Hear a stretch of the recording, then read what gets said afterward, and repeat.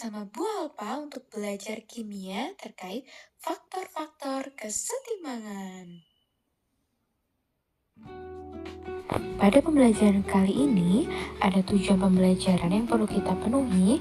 Yang pertama, peserta didik mampu menjelaskan faktor-faktor yang mempengaruhi arah pergeseran kesetimbangan dengan benar. Kemudian, peserta didik mampu menganalisis pergeseran kesetimbangan berdasarkan prinsip lecati layar. Dan yang terakhir, peserta didik mampu memprediksi dan mengaplikasikan pengaruh perubahan konsentrasi, suhu, tekanan, dan volume terhadap kesetimbangan kimia. Oke, sebelum memulai pembelajaran, coba amati dua gambar berikut ini. Kira-kira apa pengaruhnya terhadap kesetimbangan kimia? Betul sekali, kedua gambar ini merupakan sebuah gambar minuman bersoda atau kita sebut dengan minuman berkarbonasi. Kira-kira kenapa ketika kita membuka minuman bersoda tersebut muncul gelembung atau suatu gas? Coba kita simak ilustrasi berikut ini.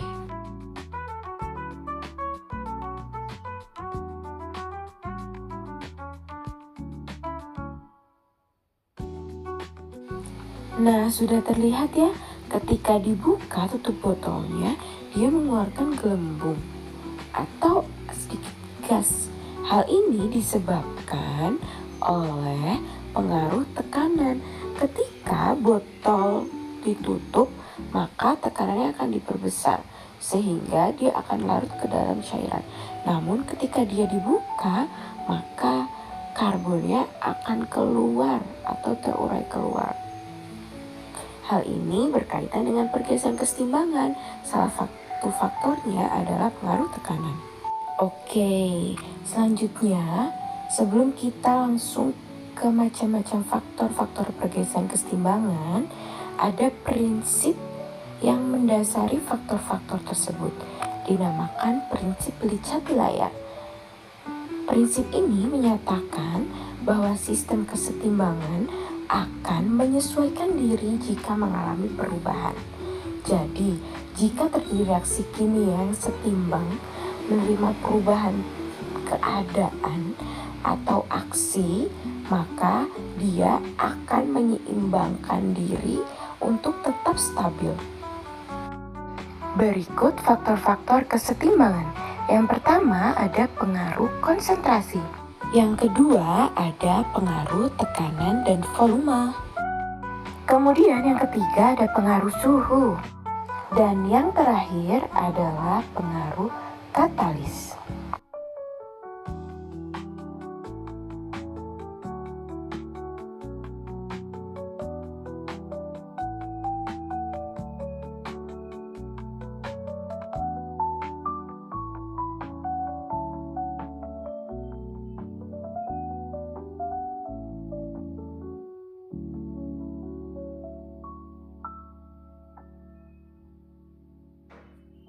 Berikutnya ada pengaruh volume dan tekanan.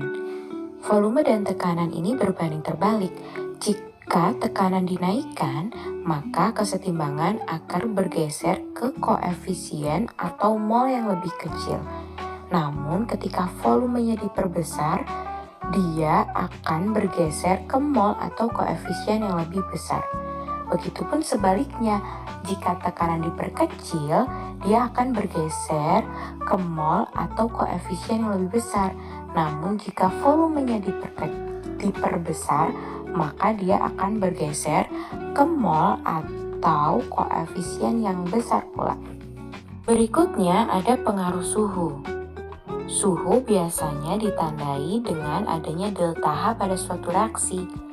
Jika suhu dinaikkan, maka reaksi kesetimbangan akan bergeser ke arah reaksi endoterm. Biasanya ditandai dengan delta H yang positif. Kemudian jika suhu diturunkan, maka reaksi kesetimbangan akan bergeser ke arah reaksi eksoterm.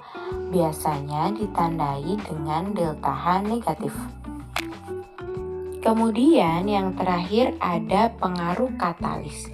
di mana katalis ini tidak mempengaruhi pergeseran kesetimbangan. Katalis hanya berfungsi untuk mempercepat reaksi dan juga menurunkan energi aktivasi. Jadi ingat ya, yang mempengaruhi kesetimbangan itu hanya suhu, konsentrasi, tekanan, dan volume. Katalis tidak mempengaruhi pergeseran kesetimbangan, tetapi katalis juga termasuk dalam faktor-faktor kesetimbangan.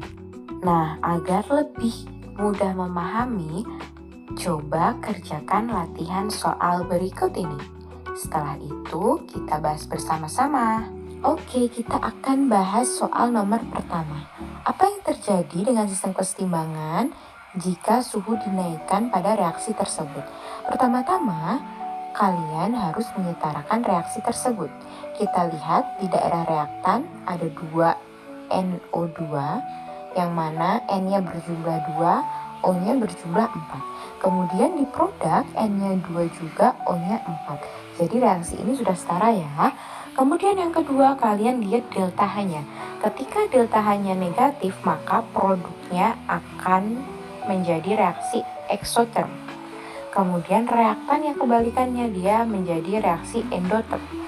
Yang diminta ketika suhu dinaikkan, kita ingat ketika suhu dinaikkan maka akan bergeser ke arah reaksi endoterm.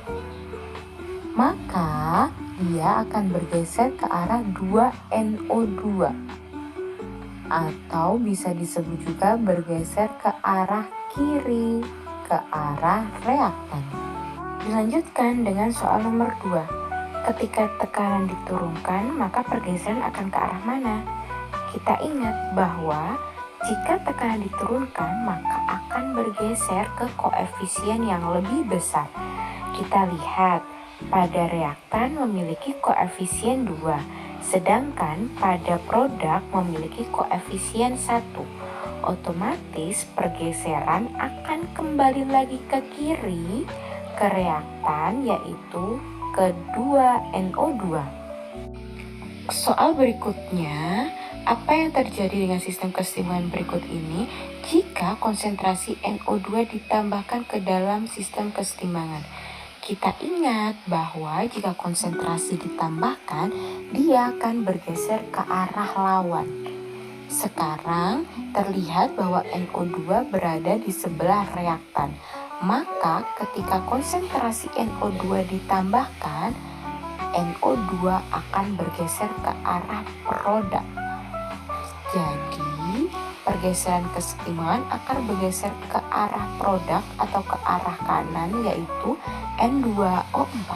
Nah, pada soal terakhir, apa yang akan terjadi dengan sistem kesetimbangan jika konsentrasi N2O4 dikurangi dari sistem kesetimbangan?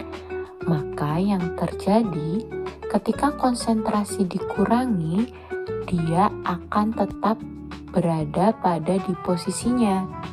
Dalam reaksi tersebut, pergeseran kesetimbangan akan tetap di kanan pada senyawa N2O4. Jadi dia tidak kembali ke lawannya ya. Ingat, jika dia kembali ke lawannya ketika konsentrasi ditambahkan. Kalau konsentrasi dikurangi, dia akan tetap berada dalam posisi awalnya.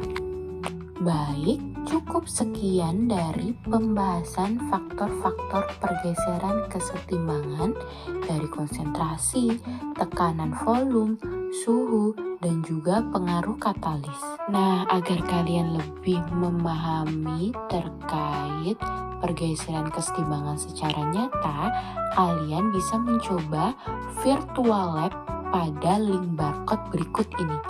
Boleh kalian scan ya. Kemudian untuk evaluasi akhir untuk mengetahui pemahaman kalian sampai mana, kalian boleh mengerjakan soal berikut ini ya. Jangan lupa scan barcode-nya. Terima kasih dan sampai jumpa di pembelajaran kimia berikutnya. Dah.